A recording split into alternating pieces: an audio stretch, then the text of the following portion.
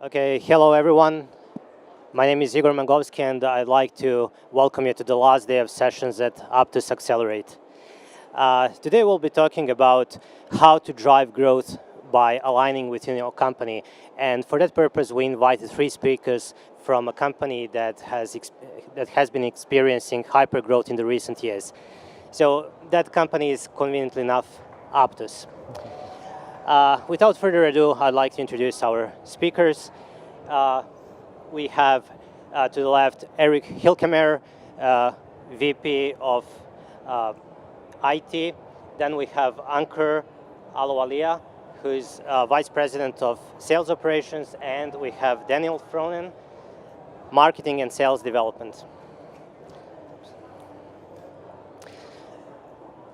Okay, so can you tell us something about the reasons why Apttus decided to introduce Apttus within the company? Ankur, I think that's a question for you. Yeah, so I'll start first.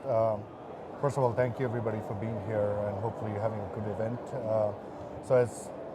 We had a very interesting last couple of years. One of the things we were facing about 18 months ago was we had about 100 sales reps that joined within a matter of 6 months, right? And you have that much new talent that's walking to the company. They need to know how they can price, how they can quote, what kind of discounts they need to offer. They need to understand the sales process. And what else is better than drinking your own champagne and having your own Apttus Quote-to-Cash being implemented. So we were able to look at our own product, roll it out in a way that helps our reps quote, configure, price, generate orders, generate quotes, be able to present that to their clients, and at the same time gather various metrics that we were tracking as we were on a severely hyper-growth mode. I think there's a couple of other reasons why we've done Apttus on Apttus. A lot of what we found is we collect ideas from all over the company. Ankur's group in sales operations has given us a lot of different ideas that we then take and go work with the product teams. Some of the product teams, when they have an idea, will come to us and we will actually do it before it's really even a product. We're kind of the customer number one a lot of times, not always, but a lot of times we get to do that and help work through some of the issues and flesh out the idea to see if it really is worth it to go forward with it as a product. So that's the other thing that's kind of gone on. And it really has been all parts of our company that do this. Our customer success group came to us and said, you know what, we need to work with our customers to help them drive adoption. How can we go ahead and do this and get reports and a set of reports to really show and a set of metrics to really show the adoption? So that group worked with the IT group and helped us implement that, and now that's moving over to the product group too. So that's the other thing that we get by doing Apttus on Apttus internally. The last real thing I think that really helped our salespeople actually has been doing Apttus internally. It really, for us, it's great for them. They get to live and breathe the product. It's real for them. They get to see the value of it. And actually, we have a couple of teams within Apttus to help do the sales process. The main group are the account reps, the sales team. We also have a team called the sales engineers, which help do demos or a little more, answer more technical questions.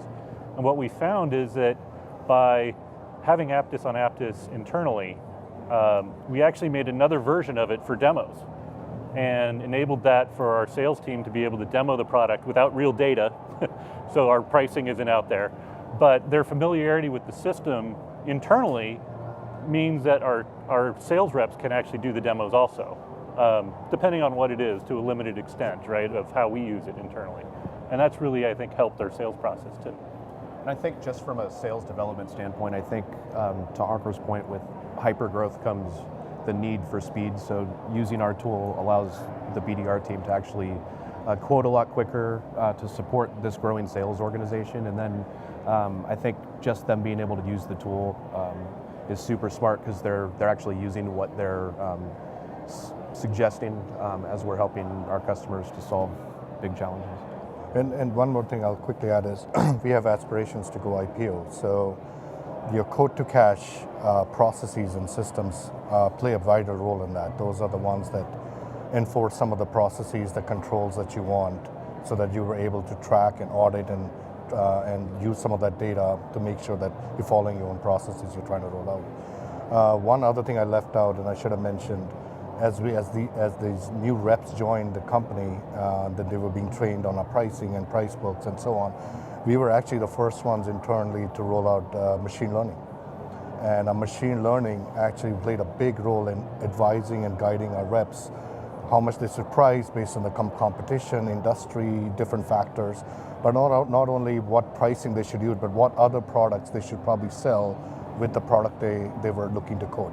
So that really increased our deal sizes and so on, and sales productivity went up quite significantly. We'll show that in a later slide. So we were always looking, we have some very key KPIs we track, and we're always looking to see how we're measuring against them. And we flat out exceeded the expectations, and that's constantly part of our process. Okay, thank you. So Dan mentioned that there were some challenges. Can you tell us a little bit more about any challenges in the implementation Apttus side? I mean, I think just for us, I think the key challenge is being super excited and waiting for it to be implemented. And then I think just more than anything, it's a constant process to make sure that everyone is using the system. And these two have put a lot of good things in place to make sure that it's almost impossible to not use it. But that's always something that I'm cognizant of from an implementation standpoint. Yeah, just like any other typical implementation, the first thing that happens is you put a set of requirements, you're about to implement, or you're going through a design phase, and all of a sudden new requirements start to come in. So the scope starts to change, and we face that challenge too. So it's very important as the leadership here, I was representing the business, Eric, from the IT side, that we had to put our foot down and say, listen, we're sticking to the plan. And we were actually very happy with rolling out 70 to 80% of what we wanted to achieve. Because in phase one, you don't want to go for the big bang. You're never going to get it perfect the first time. So we were okay with hitting the 80%. I had to manage some of the business stakeholders. But at the same time, we were able to slowly roll with it. The change management aspect always becomes very important. So the faster you get, at least from my end, some of the salespeople in this process that have a voice into the requirements and so on, the more smoother it's going to be. So we did all those things right, we rolled it out, and once the process is out and running, we are monitoring it very quickly, and we're making sure everything is going smoothly. But then eventually, that becomes the way you run your business. So we shut all the doors. No order form will go out unless your quote comes through our system. Nothing is going to get approved via emails and all the other ways until it comes through our system.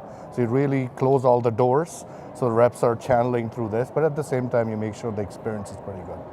Yeah, I think the other thing with that you did a good job is really planning out that deployment and the communication around that and the training for the team, and just understanding to not go for 100%, get what you need in place.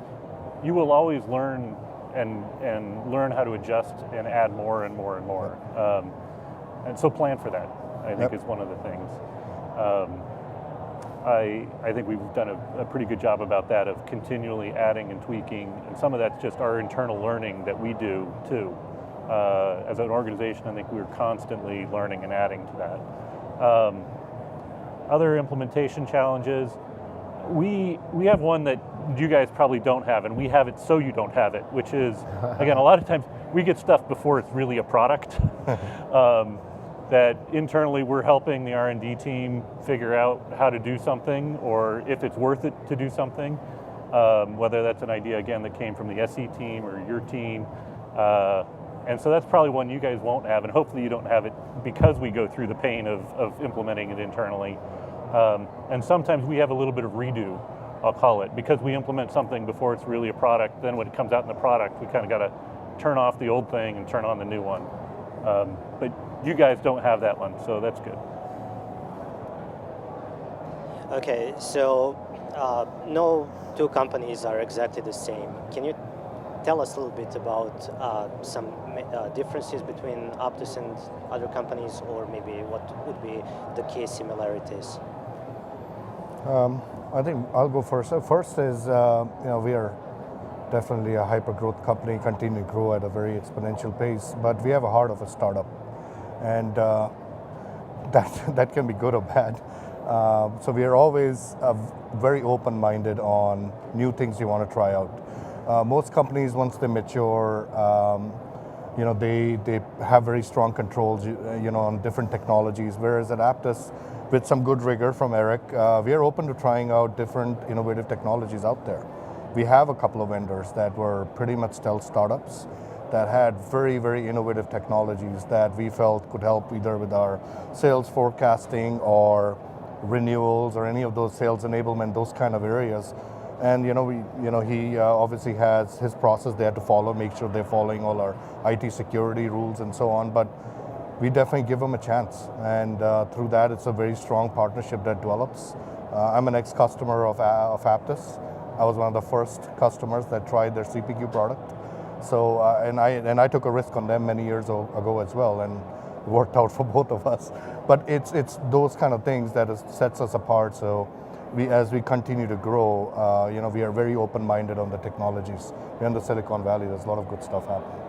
I'd say, we're the same as most of your businesses because we have to solve for the same business challenges too. I mean, we're constantly trying to get bigger and better at what we do. We're obviously ambitious with potential IPO. So yeah, I think we really truly do understand the market and what we're trying to solve because we're solving it internally constantly. Yeah, I think you've done a good job of setting and looking at those metrics of what we want to do, whether it's reducing the sales time, increasing the revenue per sale, things like that, and those metrics to try to really drive the business forward with those. I think we are the same as most of our customers with that. I think we're a little different in a couple of ways. One is Apttus as a company, I've got a lot of people who know our product that I can reach out to. Whether it's the engineering group or our professional services group who implement it with all of our customers, which we are the same as you guys in that respect. We actually use our PS group to implement the product when it's at the product stage. We'll use that internally. So that same process that our customers go through, we use that same one internally at that point. To the sales engineering group. So I've got a breadth of people to reach out to when I do need something or when we are trying something new. So that's one, I think, difference that we have is just a lot of skills, whether it's on the business side with the fundamental business processes or whether it's on the technology side for our product thing. I think another way Apttus, may be different, maybe the same as some of them, just really is that continual drive to improve. I think that as a company, that aptitude at speed is what Apttus kind of means. And we really kind of have that at the heart and continually will change and tweak and measure and learn. And it's just a cycle that continues. Any major implementation which Quote-to-Cash is involves alignment of different stakeholders. So can you tell us how Apttus fit in the existing tech stack? I think the simplest way I would put it is it's the one thing that connects a CRM to an ERP. It's as simple as it is. I mean, so you have a CRM, you're tracking all the opportunities, your accounts, your customer side, sales cycle, but it's in the actual Apttus system that you're actually generating revenue. And you're tracking, you're building your quotes in there, you're generating your orders, your contracts, all the way to billing and invoice. And that ties into what the ERP then does is track post-bookings data and your customer data. So that's the one place. It's always been a big gap, I think, for many years, and now Quote-to-Cash with Apttus leading the way. I think and customers are realizing that's where the money is being generated, and that's the space we're in. Okay, let's have a look at the tech stack, what Apttus is using, and maybe we can go through several different stages or areas. Yeah, I think I love this tech stack. We have no shortage of tools at our disposal. To Ankur's point, we're willing to try new things internally. I think we're all very open-minded about that. I think just from a core system standpoint, you see that Apttus is really right there in the center of everything. From my perspective on the sales development and demand generation side, it's really about the data where we start from left to right. We have a great tech stack for that, Discover.org. We have prospecting tools for Engagio. We have process tools internally with inside sales, and then a lot of the business intelligence stuff that Ankur and Eric have brought in for us.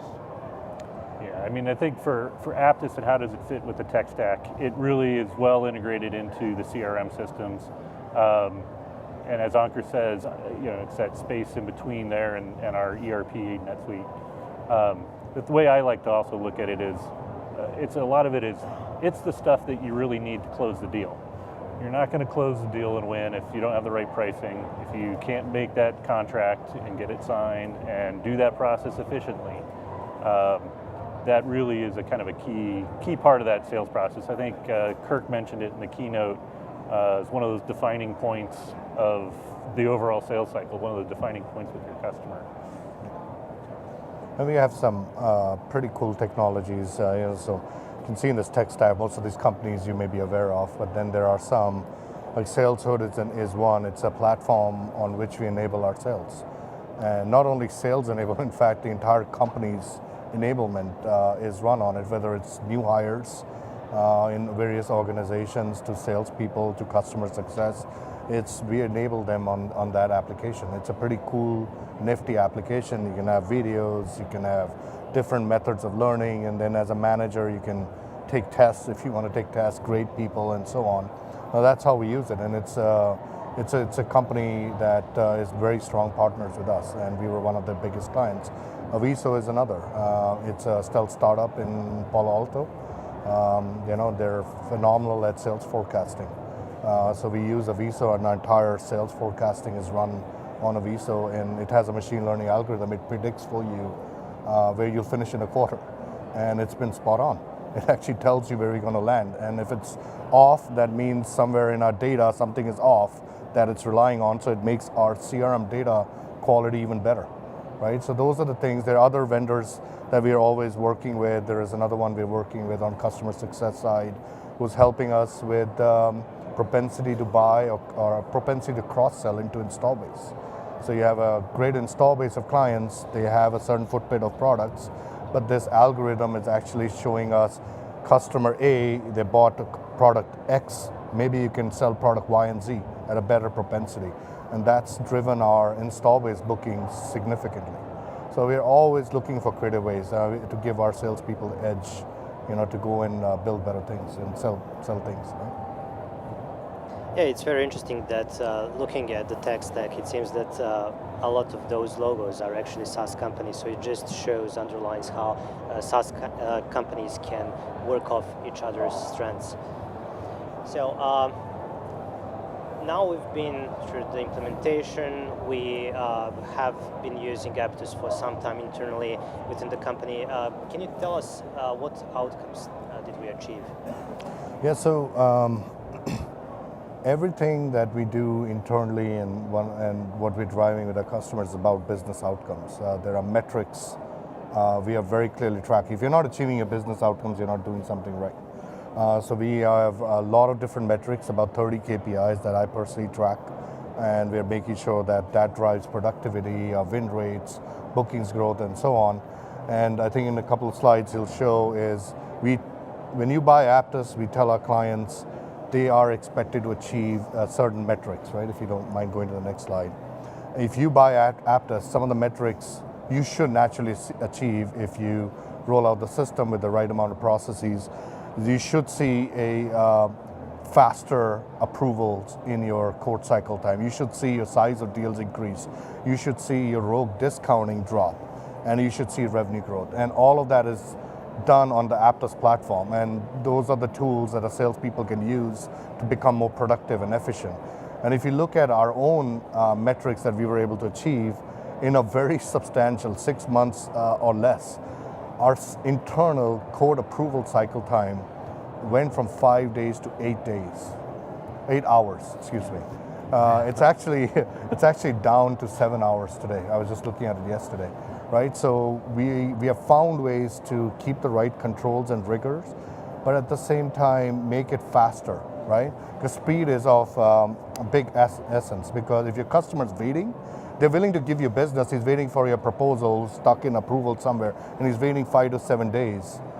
That's just shame on you, right? And you need to be responding to your customer quickly with what your pricing is and your proposal is. Productivity went up quite a bit. Imagine you got 100 new sales reps, and you need them to, the ramp time is, typical is 6 to 9 months for most companies. We got it done in 3 to 4 months. They were selling. And the way you do that, you obviously have a great pipeline thanks to marketing, but they need to know what to do. They need to know how to sell, what to price, what to quote, and so on. So you actually, through the machine learning, it tells them that. We were able to speed that up. And discounting. Most companies, you'll notice your pricing and discounting is swaying. You'll have one rep, you give him the same opportunity, he'll quote it one way, and you'll have another rep, you give him the same opportunity, he'll price it another way, right? In Apttus' case, we started to standardize. They were told how to price, how to quote, from all the way from early on in the opportunity to close. So we actually give them the blueprint. And your system does that. The machine learning will guide them. That's also dropped. And then your sales cycle time, just because you're able to respond quickly, and there were some efficiencies you can drive, our cycle time is about 6 to 9 months from the time a prospect talks to us to close. We're able to bring that down by almost a month, right? So all of these things help. You close faster, your sizes are bigger, you're not leaving money on the table, reps are producing faster, and those are the things you want to achieve. Then how about your perspective? Having shorter sales cycles leads to sales reps being able to process larger number of opportunities. Did you see any influence on lead conversion on your side? Yeah, absolutely. So I think part of always continually refining ourselves is being as efficient as possible. So if I can, with this system, I can do more with less, if that makes sense. Less people resources, less time, more pipeline for a growing sales organization. And I think, more than anything, I'm excited as we start to roll out more of this machine learning and kind of help in the very front end on how we're going to guide these conversations from kind of recommendations. Yeah, and some of this is the Apttus technology. Some of it's also just, as you go through the implementation, making sure you have the right business focus so that you do try to drive these things down and you do start to think about, what's our approval cycle like? What was it before? So you have a good baseline to measure from. And what do we really want it to be? Who really needs to be involved and when? You don't need to approve something, perhaps, if it's all the standard terms and it's no discount, right? Or even a small discount. So really making sure you go through that process as part of the implementation and think through, how do we want to make this efficient? And how do we want to guide people so that they know that if they go discount a little heavier, it will end up taking longer in their approval cycle, right? And disincent them from doing some of those things. That's, I think, where a lot of the power is. It's actually more on the business side, giving those abilities to the business so that they can tweak their process the right way. Okay, thank you. This was a very insightful session. So I think that we do have enough time for one question, and after that, I'll just ask. Before that, I do want, the name of this session was about the Apttus admins. I mentioned we have a lot of really smart, intelligent people. We do have some of our IT and admin people in the back. I would like to thank them because they do a lot to keep all of the Apttus stuff on track. Whether it's just making sure it's up and stable, making sure all of the different groups, whether it's sales or marketing or our customer success team or our professional services team, all are up and running to make the client successful. So a quick thank you to you guys in the back, and I really appreciate your work. Thanks, Eric. Sure. So let's have some short Q&A, maybe one question, and then after that, because we have a hard stop for other session, we can have further questionnaire in the speaker zone. Any questions?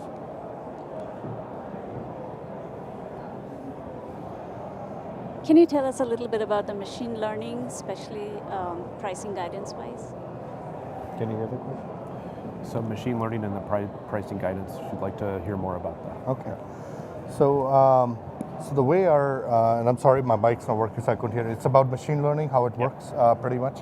So the way we have it implemented in Apttus, it pretty much at the line item, when a rep picks a product, it picks a quantity, it actually gives pricing guidance right next to it instantaneously. So it'll give them a range. So you should probably price between X and Y, all right? And then there is another one we added was it sort of advises them what other products that are complementary to the product that person is looking to quote. And as he keeps adding different products to configuration, the guidance keeps changing with it. Under the covers, the machine learning, and I'm no data scientist, but what I've been told, it's looking at a lot of different parameters. It's looking at where are you in the sales cycle. It's looking at who your competition. It's looking at the vertical. It's looking at different other factors. I think also sales rep himself, because if it's smart enough to see and has some history on this rep, whether he does, how well he does on pricing, it so advises him through that process. And then once a rep can choose to accept the advice or ignore it, but regardless, it'll route through approvals. And when it routes through approvals, it's giving guidance to the managers as well, and it's all in an email. So you can go in the system and approve or reject a quote, but it gives you in an email the pricing guidance all the way down to deal desk or whatever the levels it's going to, sometimes including to our CRO. And so we are also watching, and if the rep is not taking the guidance, we ask him why. And or most of the times they do, right? So that is how it's a pretty nifty tool, especially for large sales organizations that you're trying to standardize, make sure they're following your best practices. You mentioned the data scientists. We do have a group of data scientists who actually take the information coming from the systems, do statistical analysis on it to figure out what are the key differentiators. And they have algorithms that go do that in the background, and then basically provide that information into a little bit more of a summary form so that the system can help the people very quickly. Okay, thank you, Eric Hilkemer, Ankur Alvalia, and Daniel Fronen. So if you have any follow-up questions, please go to the speaker zone where these gentlemen will answer your questions. Thank you. Thank you, everyone. This thing didn't work for me at all. Where was your thing? The volume thing, right here. Oh, fudge me.